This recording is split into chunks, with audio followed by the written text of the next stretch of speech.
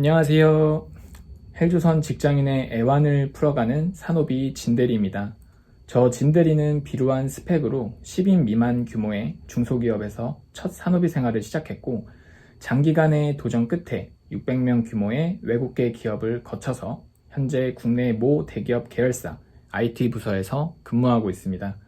오늘은 저와 같이 중소기업에서 산호비 생활을 한 경험이 있으신 분들이라면 추억하고 공감하실 수 있는 저의 첫 산호비 썰을 들려드리고자 합니다. 제가 졸업하던 당시 스펙에 대하여 간략하게 설명드리면, 수도권 전문대 컴퓨터공학 계열 2.8학점으로 졸업, 그리고 아무것도 없었습니다. 취업에 대한 아무런 생각도 없던 당시에는 잡코리아나 사람인에 접속해서 IT를 검색하고 집 근처에 위치한 회사에 무차별 지원하기 버튼을 연발했습니다. 처음 합격한 곳은 10인 미만 무역회사 ERP 시스템 운영 업무였는데요. 작은 사무실에 들어가서 사장님과 사모님으로 추정되는 두 분과 면접을 보았습니다. 저는 분명 ERP 시스템 운영 업무로 지원을 한 거였는데, 면접에서는 기술적 질문으로는 ERP 다뤄봤냐, 안 다뤄봤다로 끝이 났고, 면허 있냐, 운전은 할 줄 아냐, 집은 어디냐, 취미는 뭐냐 등등 이런 좀 기본적인 신상과 인적사항들에 대해서만 질문을 주시더라고요. 아무래도 제 이력서에 물어볼 게 없어서 그랬겠죠. 괜찮아요? 면접을 보고 나와서 집으로 걸어가는 길에 면접을 봤던 회사에서 전화가 왔습니다. 사모님으로 추정되는 분께서 전화를 주셨는데, 전화를 받으니까 진대리님 합격입니다 라고 하시더라고요. 이렇게 첫 출근을 하게 되었습니다. 첫 출근을 하고 10분 정도 지나서 과장님 한 분이 저에게 오시더니 업무를 알려주시더라고요. 그렇게 오전에 업무를 배우다가 담배를 한 대 같이 태우러 갔는데, 운전면허는 있냐고 물어보셔서 면허는 있습니다. 근데 사회 초년생이다 보니까 운전을 그렇게 많이 해보질 않아서 운전 경험은 부족합니다 라고 답변을 드렸고, 이에 과장님께서는 운전 연습해라, 운전할 일이 많다 라고 하시면서 회사 안쪽 깊숙한 곳으로 저를 데리고 가시더라고요. 거기에 거대한 냉동고가 하나 있었는데, 저한테 이게 우리가 최근 납품하는 냉동 돈가스인데 혹시 산호비 홈쇼핑에서 최근에 판매하는 거 본 적 있어요? 라고 물어보시더라고요. 그래서 저는 아니요, 없는데요. 아, 그래? 그래도 나름 매출이 잘 나오던 상품인데, 진대리 씨는 앞으로 ERP 업무도 하지만 우리 제품을 고객사에 납품하고 DP하는 업무도 주 업무니까 운전 연습은 당장 오늘 퇴근하고 나서부터 하셔야 해요. 집에 부모님 차 있으시죠? 이건 너무한 거 아니냐고. 여기서 저의 뇌에 추노라는 단어가 번쩍 떠오르더라고요. 점심시간에 밥 먹으러 가자고 하실 때 다이렉트로 사장님 방에 찾아가서 업무가 제가 생각했던 거랑 다르니까 저는 집에 가겠습니다 하고 입사 반나절 만에 퇴사했습니다. 지금 생각해보니까 입사하면 입사 계약서부터 작성해야 하는데 계약서 작성도 안 하고 업무 먼저 배웠네요. 그렇게 빛의 속도로 입퇴사를 거치고 약 일주일 뒤에 다른 회사에서 면접을 보러 오라고 연락이 왔습니다. 면접을 본 곳은 10인 미만 규모 IT 시스템 개발사의 시스템 엔지니어였는데요. 이곳이 저의 정식 산업의 생활의 시작점이었습니다. 사장님께서 굉장히 돌직구를 잘 날리시는 독특한 성격을 가지신 분이셨는데, 처음 면접 자리에서 바로 날리시더라고요. 진대리 씨 이력서는 질문할 게 없네요. 여기서도 결국 기술 질문보다는 인성 관련된 질문이 주를 이루었습니다. 다행스럽게도 사장님께서 좋게 봐주셨는지 며칠 뒤에 합격 통보를 받게 되었습니다.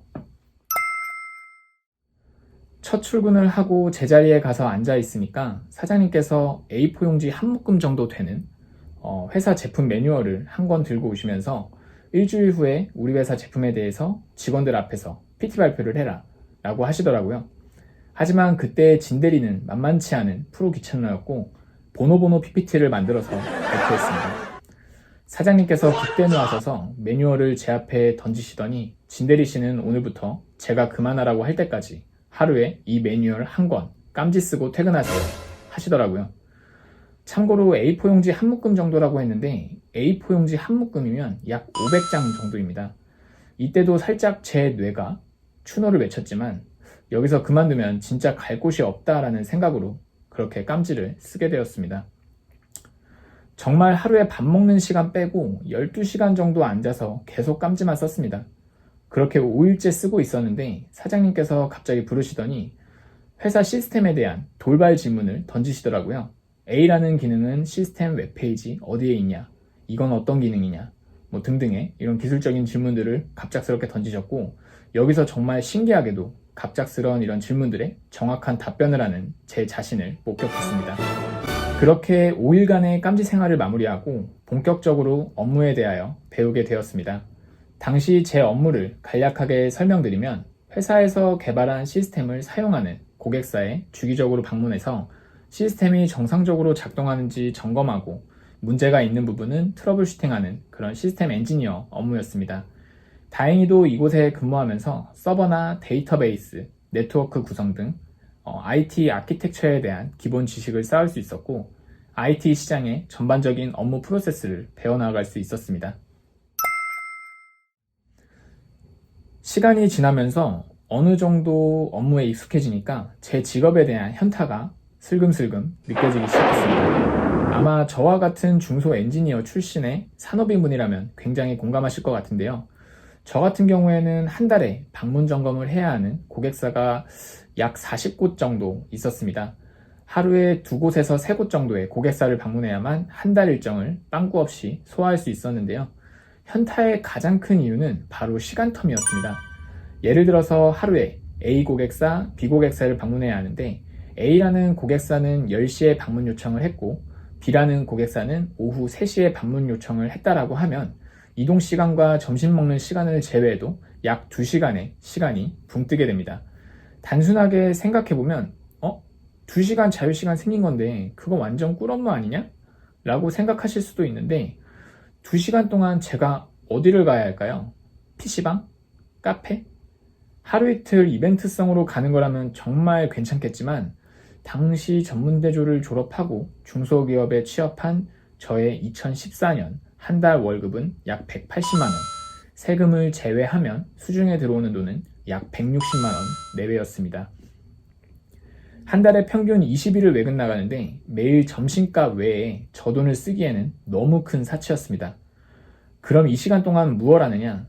고객사 1층 로비에 접객실이 있는 경우에는 그곳에 앉아서 시간을 때우거나, 그렇지 않는 경우에는 점심을 패스트푸드점이나 카페에서 해결하고 그곳에 앉아서 시간을 때웠습니다. 이런 현타가 쌓이고 쌓이다 보니 스트레스도 많이 받고 자존감도 바닥을 치더라고요. 제가 이곳에서 계속 근무한다고 한들 자존감을 되찾아줄 소위 말하는 금융치료를 받을 수 있을 것 같지도 않았고, 제 업무 커리어 성장에도 한계가 있을 거라고 판단해서 입사한 후 2년 4개월 만에 결국 추노를 결심하게 되었습니다. 추노를 준비하면서 취업 어플을 다시 다운받아서 어떤 회사에 어떤 직무로 지원을 해야 할지 본격적으로 검색을 해봤는데요. 2년 전과는 다르게 의지와 열정은 충만했는데 문제는 갈 곳이 없었습니다. 그동안 근무한 경력으로 좀 더 높은 곳을 바라보기에는 너무도 비루한 스펙이었습니다. 원하는 규모의 회사에서는 모두 학사 학위와 일정 점수 이상의 영어 점수가 있어야만 지원할 수 있었기에 저는 지원조차 할 수 없는 상황이었고요. 지원이 가능한 곳으로 이직을 하자니 그곳에서의 산후비 생활이 여기와 큰 차이가 없을 것이라는 게 뻔히 보였고, 그렇다고 당장 편입하여 학사 학위를 취득하기에는 돈과 시간이 부족했습니다. 일단 영어 먼저 해결해보자, 다녀오면 다른 길이 생기겠지 라는 생각으로 저는 결국 추노를 하게 되었고 무작정 캐나다로 떠나게 되었습니다. 오늘 저의 첫 산후비 생활 중소기업 썰은 여기까지이고요. 다음 시간에는 캐나다 썰과 외국계 기업 산후비 취업 썰에 대하여 풀어드리도록 하겠습니다. 시청해주셔서 감사합니다.